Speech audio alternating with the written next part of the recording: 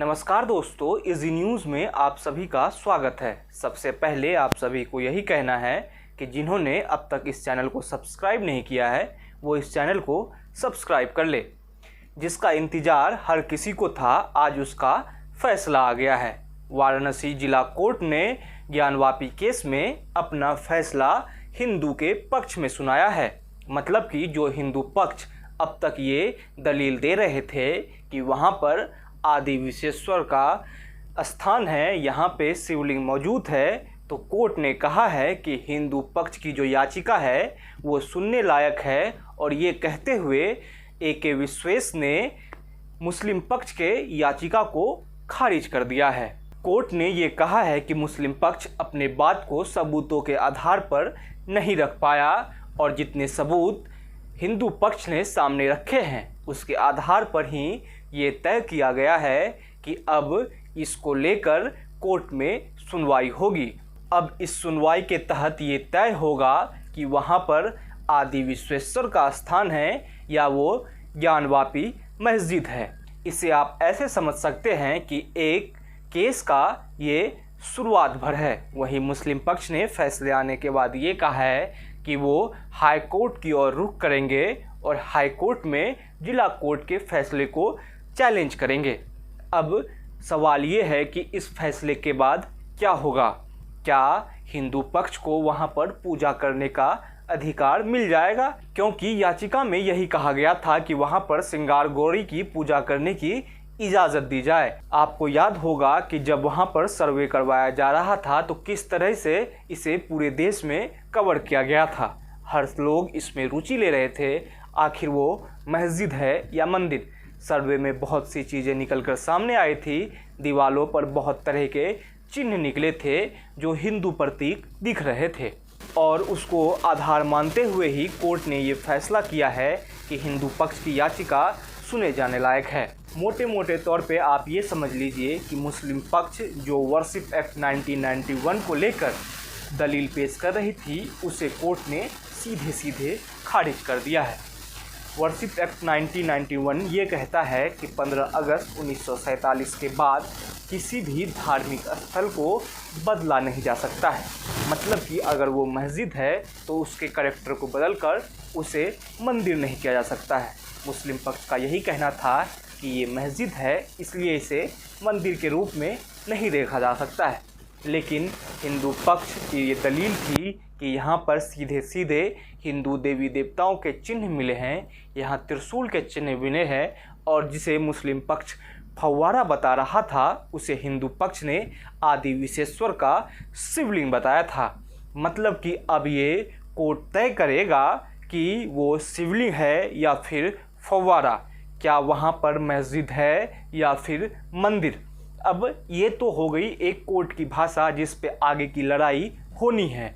लेकिन क्या ज्ञानवापी मस्जिद है या मंदिर, हर कोई इसको लेकर अपने अपने तरीके पे तर्क दे रहा है। इस बहस को आप एक इंसान के तौर पर देखिएगा। बहुत टेक्निकल टर्म में जाइएगा तो हो सकता है आपको एक पक्ष लेना पड़ जाए जो अपने अपने हिसाब से लोग ले भी रहे हैं। कोई इसे मंदिर बता रहा है, कोई तो मस्जिद।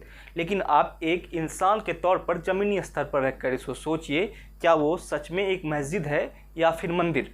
क्योंकि भारत के अंदर मुझे ऐसा नहीं लगता है कि किसी भी मस्जिद के अंदर हिंदू देवी देवताओं के चिन्ह होंगे।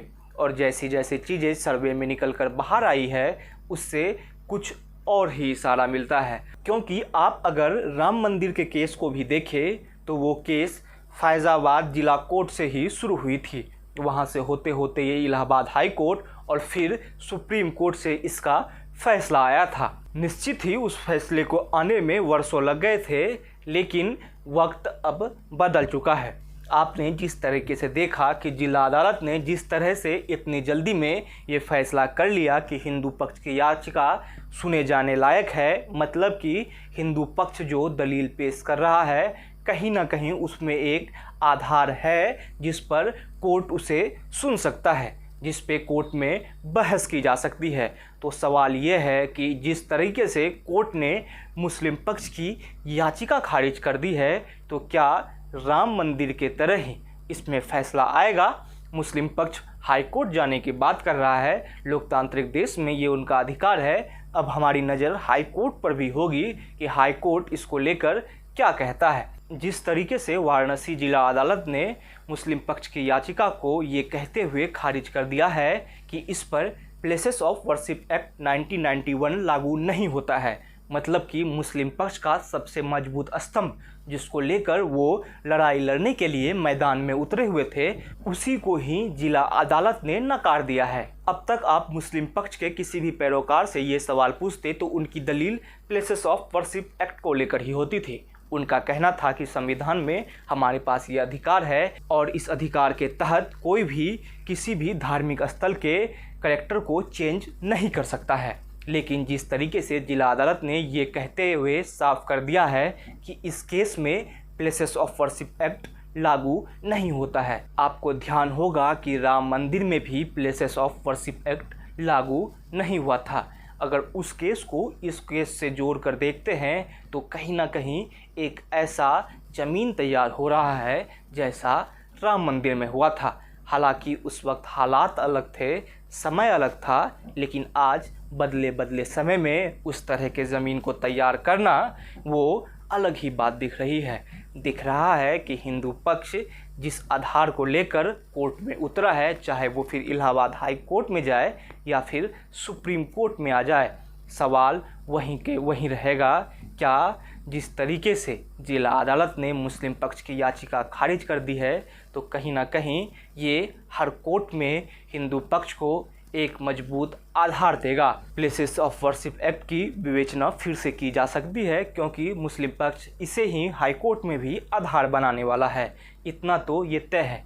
लेकिन जिला अदालत में मुस्लिम पक्ष की याचिका का खारिज होना हिंदू पक्ष की एक बड़ी जीत को देखा जा रहा है। अब आगे क्या होगा ये तो 22 सितंबर को ही पता चलेगा, लेकिन ये आज के दिन हिंदू पक्ष के लिए ये ज्ञानवापी केस में सबसे बड़ी जीत है। ये वीडियो आपको कैसा लगा हमें ज़रूर बताइएगा। साथ ही साथ इस वीडियो को लाइक और शेयर करना ना भूलें और जाते जाते इस चैनल को सब्सक्राइब कर लें।